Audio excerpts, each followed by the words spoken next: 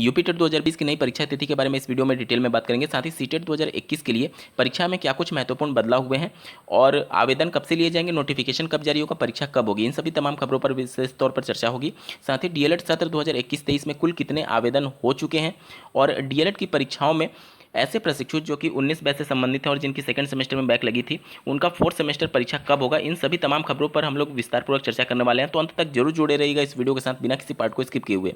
नमस्कार दोस्तों, मेरा नाम है नीरज और आप देख रहे हैं करियर बिट यूट्यूब चैनल। अगर आप इस चैनल पहली बार विजिट कर रहे हैं तो इसको सब्सक्राइब करते हुए बेल आइकन को प्रेस करना ना भूलें। जैसा कि कल के वीडियो में मैंने आप सभी को सूचित किया था कि 19 दिसंबर का जो प्रस्ताव था उसको वापस कर दिया गया है माननीय बेसिक शिक्षा मंत्री जी के द्वारा, और नई परीक्षा तिथि के क्रम में फिर से प्रस्ताव मांगा गया था पीएनपी से, जिस पर पीएनपी ने 28 नवंबर को यूपी टेट कराने के लिए नया प्रस्ताव भेजा है। स्क्रीन पर आप इसके संबंध में आर्टिकल देख पा रहे होंगे। बेसिक शिक्षा मंत्री ने लौटाया था 19 दिसंबर को परीक्षा का प्रस्ताव। नई परीक्षा तिथि पर मंत्री लेंगे अंतिम फैसला। हालांकि बार बार ये प्रतिबद्धता तो जरूर जारी की जा रही है शासन स्तर पर कि यूपी टेट की परीक्षा नवंबर में कराई जाए, लेकिन अगर कराने के लिए सरकार प्रतिबद्ध होगी तो अगले सप्ताह में हर हाल में इसका नोटिफिकेशन जारी करना होगा, क्योंकि अभी से मात्र 40 दिन का वक्त शेष रह चुका है इस परीक्षा को लेकर के, और पीएनपी को भी वक्त चाहिए होगा परीक्षा की तैयारियों को पूर्ण करने के संदर्भ में। तो निश्चित तौर पर अगर 28 नवंबर को परीक्षा करानी होगी तो हर हाल में अगले हफ्ते तक यूपी टेट 2020 का नोटिफिकेशन जारी हो सकता है। बात करें सीटेट 2021 के संदर्भ में तो 20 सितंबर से 19 अक्टूबर तक आवेदन भरे जाएंगे। परीक्षा इस बार ऑनलाइन होगी और परीक्षा के जो प्रश्नों का प्रारूप होगा उसमें भी महत्वपूर्ण बदलाव किया गया है। जैसा कि आप लोगों को याद होगा कि सीबीएसई ने पहले एक नोटिफिकेशन जारी किया था जिसमें तार्किक वाले प्रश्नों को ज़्यादा तवज्जो देने और क्रिटिकल थिंकिंग जैसे प्रश्नों को इंक्लूड किए जाने की बात कही गई थी। हालांकि प्रश्न पत्र का जो लेवल था वो पहले जैसा ही रहेगा, लेकिन जो रटे रटाए प्रश्न आते थे उस टाइप के प्रश्न ना करके अभ्यर्थियों को क्रिटिकल थिंकिंग मतलब सोचने और विचारने, उनकी समझ को परखा जाएगा सीटेट की इस ऑनलाइन परीक्षा में। फीस की बात की जाए तो एक पेपर के लिए आपको 1000 पे करना होगा और दोनों पेपर अगर आप एक साथ अप्लाई करते हैं तो 1200 रुपये में आप दोनों पेपर के लिए अप्लाई कर पाएंगे।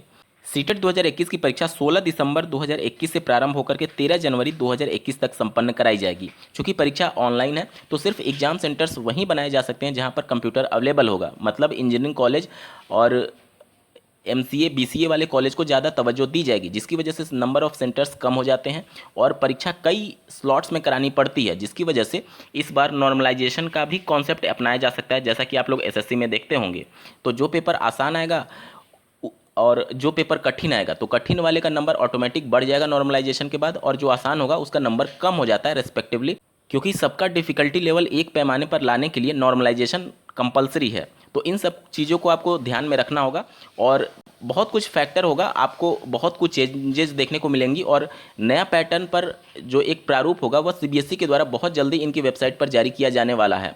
तो आप सभी इन सब को लेकर के मेंटली प्रिपेयर रहिए। हालांकि बहुत कुछ आपको घबराने की जरूरत नहीं है, ऑनलाइन एग्जाम में सब कुछ चीज़ें वहीं रहेंगी, बस आपको कंप्यूटर बेस्ड एग्जाम में सम्मिलित होना होगा। डीएलएड सत्र 2021-23 में एडमिशन के लिए कुल आवेदनों की संख्या 2,40,292 हो चुकी है, जबकि सीटों की बात करें तो 2,42,200 सीटें हैं डीएलएड में एडमिशन लेने के लिए। मतलब अगर सभी अभ्यर्थी एडमिशन ले भी लेते हैं तब भी कम से कम 1908 सीटें खाली रह जाएंगी। ये तब हो रहा है जब 2 बार पीएनपी के द्वारा डेट को एक्सटेंड किया गया था। ये सब चीज़ें कहीं ना कहीं ये दिखाती हैं कि डीएलएड के प्रति छात्रों का जो रुझान पहले था उसमें भारी गिरावट देखने को मिला है। शासन प्रशासन के द्वारा डीएलएड कोर्स को किए जा रहे अनदेखी की वजह से निश्चित तौर पर डीएलएड का क्रेज उत्तर प्रदेश में बिल्कुल घट चुका है। पीएनपी कार्यालय में तैनात क्लर्क जो कि शिक्षक भर्ती में सत्यापन के नाम पर धांधली करके गलत लोगों को शिक्षकों के पद पर चयनित कराता था, उसको गिरफ्तार किया गया है। आप स्क्रीन पर देख पा रहे होंगे। फर्जीवाड़ा गिरोह का मददगार पीएनपी का लिपिक गिरफ्तार। इसके अलावा फर्जी मार्कशीट और प्रमाण पत्र बनाने वाले 3 लोगों को गिरफ्तार किया गया है। आप स्क्रीन पर देख पा रहे होंगे। 180 मार्कशीट व अन्य चीज़ें इनसे बरामद की गई हैं। इन सभी गलत कार्यों की वजह से जो भी अभ्यर्थी चयनित होते हैं वो कभी ना कभी भविष्य में जाकर के पकड़े ही जाते हैं। तो मैं आप सभी को जरूर सलाह दूंगा कि डीएलएड में भी इस प्रकार का खेल चलता है स्क्रूटनी में और परीक्षाओं में पास कराने के नाम पर। तो आप इन सब के प्रलोभन में ना आइए, नहीं तो आज भले ही आप पास हो जाएंगे डीएलएड में, लेकिन भविष्य आपका हमेशा तलवार पर लटका रहेगा। जैसा कि आपको ज्ञात होगा, ऐसे प्रशिक्षु जिनकी 3 बार एक सब्जेक्ट में बैक लग चुकी थी, पीएनपी के द्वारा उनको एक और अतिरिक्त मौका दिया गया था प्रथम सेमेस्टर परीक्षा में सम्मिलित होने के क्रम में, और 11 सितंबर 2021 को सचिव परीक्षा नियामक प्राधिकारी कार्यालय द्वारा सभी डाइट प्राचार्य को ये पत्र लिखा गया था। सभी सेमेस्टर में इन अभ्यर्थियों को मौका दिया जाना है जिनकी 3 बार बैक लग चुकी है, और चतुर्थ सेमेस्टर में भी इनका डायरेक्टली एडमिट कार्ड जारी किया जाएगा। जैसा कि आपको ज्ञात होगा कि प्रथम सेमेस्टर में भी इन अभ्यर्थियों का डायरेक्टली एडमिट कार्ड जारी किया गया था, क्योंकि समय कम होने की वजह से इन अभ्यर्थियों का आवेदन सबमिट नहीं हो पाया था। आप सभी अपने कॉलेज के संपर्क में रहें चतुर्थ सेमेस्टर या फिर तृतीय सेमेस्टर में परीक्षा देने के क्रम में। 19 बैच सेकेंड सेमेस्टर में जिनकी बैक लगी हुई थी उनको अभी चतुर्थ सेमेस्टर की परीक्षा में सम्मिलित होने का मौका पीएनपी के द्वारा नहीं दिया गया है।